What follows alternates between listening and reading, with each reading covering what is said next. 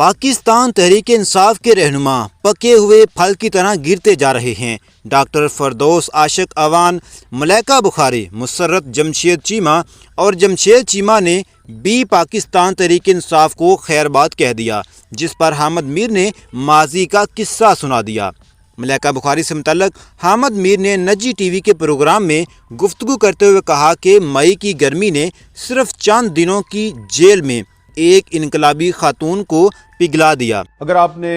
तहरीक इंसाफ की रहनुमा मलाइका बुखारी साहबा की गुफ्तगू सुनी हो, प्रेस कॉन्फ्रेंस जो उन्होंने की,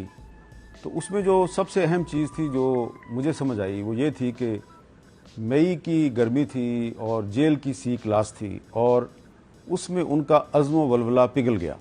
15 दिन के अंदर अंदर। हामिद मीर ने कहा कि तहरीक इंसाफ वाले पके हुए फल की तरह गिरते जा रहे हैं। काफ लीग के जो MPA जो परवेज लाई साहब के साथ थे,